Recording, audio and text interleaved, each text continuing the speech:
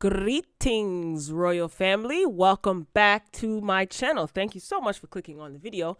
So let's move on to episode 2 of Tyler Perry's Bruh. This is a new show that is streaming on BET Plus for those of you who are not aware. So hopefully you watched the review that I did for episode 1.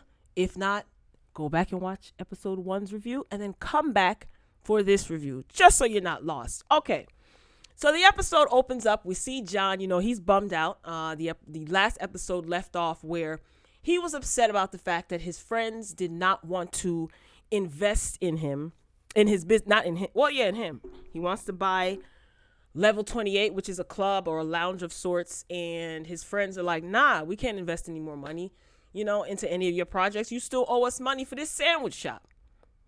So his friend said no. His mother is on the I told you so tip. So we see John, he's mopping the floor in his restaurant, closing up the shop. And his mother, of course, comes to rub it in his face again. And his mother basically says, you can't get mad at your friends, for not giving you more money when he has yet to pay his friends back and his mother as well.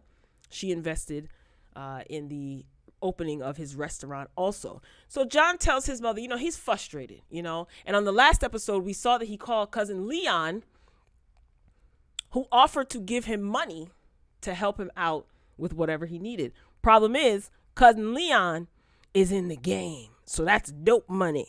So John, he tells his mother, like, look, Ma, all you want me to do is stay up under you and not do anything with my life and depend on you for the rest of my life.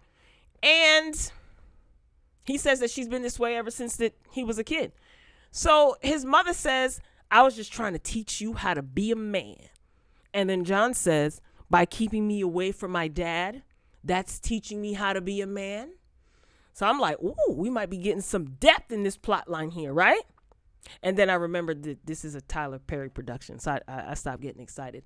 Anyway, his mother then says, I better leave before I drown you in that bucket.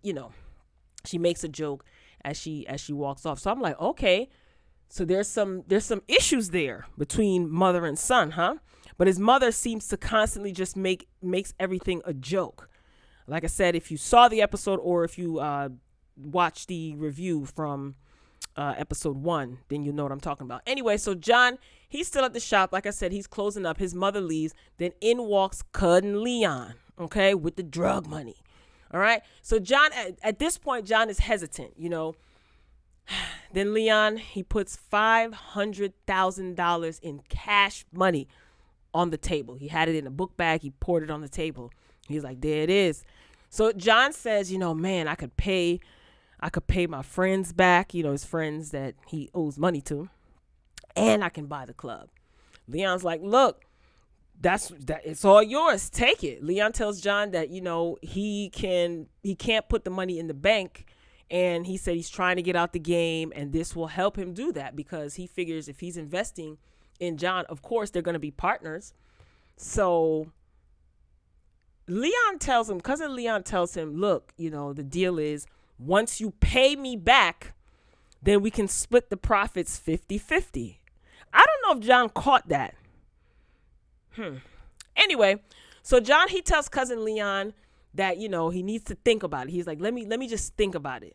Cousin Leon says, all right. He leaves the money and walks out. And John's like, take your money with you. He's like, nope, that's your money.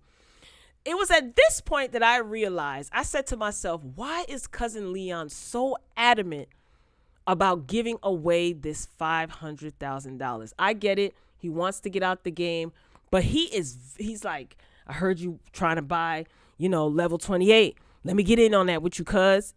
He's just forcing John to take this money. Moving along, we see Dr. Tom. That's the tall one, the more compassionate one. So he's at his office. He's in the examination room. He's finishing up with a patient. And remember the nurse that he works with, Valerie? Remember I told you guys that they had a thing, and she's kind of crazy, okay? Well, her crazy levels kind of went up a few notches in this episode. And I was just like, oh, here we go. So Tom, he's trying to tell her, look, this is not the place for you to be making these comments. You know what I mean? That fling was a one-time thing. We both were drunk. It was just a one-night stand, and that's that. Valerie says that night was special, and she thinks that Tom still wants her. She's like, I can see it in your eyes. I can even see it in your pants. And Tom is just like, you got to stop this. Like, this is extremely uncomfortable. Please just stop. So Valerie says that she thinks that Tom should transfer to another office because she can't take working with him every day. So he says, no, why would I transfer? You transfer. So she threatens to go to the chief of staff. And he was just like, well, do what you got to do. And then she storms out. We move on to see Bill, bald-headed Bill. That's the one that is an architect. He's at the sandwich shop, and he runs into a friend that he took a couple of college courses with. And he finds out that this friend is now engaged to his ex-girlfriend who he dated for 3 years. So Bill was hurt, you could tell, because he and Regina, that's his ex-girlfriend, they've been broken up for like a year, and she's already moved on and engaged, and she seems happy. So it's obvious that Bill isn't over Regina. So they bumped into each other at the sandwich shop.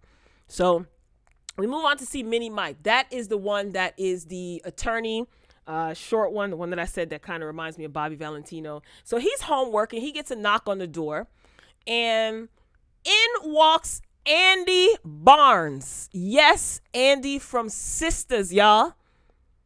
And she is a divorce attorney, and her name is Andy Barnes in this episode. I'm like, where's Gary? The last time we see Andy, she was stranded, somewhere. The FBI took everything from her, and Gary got locked up. But she was in a black suit, very stern and serious. So for whatever reason, she and Mini Mike, they're working on something. So he attempts to ask her out, and she declines. She shuts him down. She was like, do you always take meetings at your house? And he was like, well, no, but I'm working from home today, yada, yada. So she hands him a folder and bids him good day. She was like, there's no need for us to meet up like this anymore. Everything you need is in the folder. So he's trying to flirt with her. He's feeling her, right? So as Andy walks out, Tom walks in. Okay, that's the doctor. He walks into Mike's place, and he tells him that, Valerie, the crazy nurse, plans on filing a complaint. Like, Tom is scared. Like, oh my gosh, she's going to go to my boss. So he's hoping that Mike would kind of help him or give him some advice, being that he's an attorney, and also because Mike told him that he should sleep with Valerie. You a grown man, a whole doctor, and Mike convinced you, another grown man convinced you to sleep with a woman? Peer pressure, right? It never ends for some people. So let's go back to Tom's place. They're having a guys' night out. They're supposed to be watching the game. They're not sure if John is going to show up because John is feeling some type of way because they won't lend him any more money. So Mike and Bill, they're there. Tom is there as well. And they're all, like I said, watching the game. Now, Tom opened the door to, put out garbage and left the door cracked.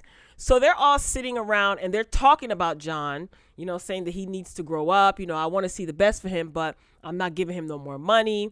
They're also talking about his mother, how she's always touchy-feely, touching on them and inappropriate. They're laughing and joking like, oh, John didn't do well in school. We always had to help him in school. He was slow. Same thing his mother was saying. I'm like, wow. So again, Tom leaves the front door cracked in a weird way, and John ends up overhearing his boys talking about him. So he ends up walking into Tom's place, and while the guys are watching the game, kicking back a few beers. Oh, I had a picture. Sorry, y'all. Got all into the review. I can't listen. There's not a lot of pictures that I can get up here. I tried to take a screenshot because I watch this from my phone on the BT Plus app, right? So I tried to take a screenshot of one of the pictures.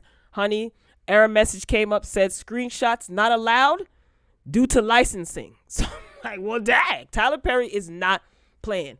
Anyway, so these are a picture of the Bill is the bald head one. The one in the middle is Mike, the attorney, and the one on the other end is Tom, the doctor. Bill's the architect. Okay, because I know without images, if you don't watch the show, it's just like, who are these people? Anywho, so in walks John, right? And John is just like, oh, what's up? And they're kind of giving him the ice. Not Tom, though. the other two, especially Mike, the one in the middle. I think he's over John, but he's very stuck up, has a little attitude. Anywho, so he's trying to laugh and joke with them, and they're not feeling it. So he hands each of them stacks of cash. He has his little backpack. Remember, Cud and Leon gave him $500,000. So this is all the money that he owes each one of them. He hands them wads of cash. Then he was like, thank you so much for helping me. Yeah, I'm out. And he ends up walking out. He's like, thanks for believing in me. Thanks for helping me. And he walks out. The only one that was really concerned about where John got all this money from was Tom. That's the doctor one. Mini Mike, he really didn't care.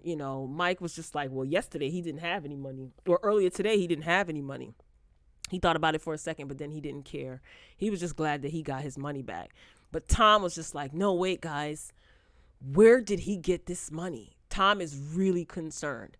And that's where the episode ends. Again, these are short episodes, and I'm here. It's supposed to be like 30 minutes, but there aren't any commercials on BET Plus. So I'm hoping that they will stick to like the 20, 30-minute episodes and not make it an hour. But if it's an hour, it'll be like 45 minutes. Anyway, this concludes the review for episode 2 of Tyler Perry's Bruh. Remember, it is streaming on BET Plus for those of you who might be confused about where it is airing. If you saw the episode, drop your comments and let me know what you think. I could not believe Miss Andy Barnes had the audacity to show up on Tyler Perry's Bruh. You supposed to be stranded somewhere, girl. Tyler Perry was probably writing Sisters and Bruh at the same time, I'm sure. But that's it. I mean, so far, I'm in. I'm going to be honest. I haven't been annoyed yet. John's mother is a bit much. And shout out to, oh my goodness, forgive me for forgetting your name. I'm so bad with names. Shout out to one of the viewers on the review for episode 1 who mentioned where John's mother was from. She was the maid on, For Better or Worse, that Tyler Perry show that used to come on back in the day with Tasha Smith and, what's my man's name again? Michael Jai White, I think that's his name. Yeah, Michael Jai White. Anyway, so I'm just rambling at this point. So let me know what you think in the comments. Please keep all comments respectful as you normally do. I greatly appreciate it. Hit the thumbs up button if you enjoyed the commentary. Again, if you saw the show, get in the comments, blow it up. Let me know what you think. I know it's probably too early to kind of tell, but if you haven't done so already, hit the subscribe button. Make sure you click the notification bell to the right and select all. This way, you'll be notified each and every time that I upload. Okay? So, Royal Family, love you for watching. And until next time, peace.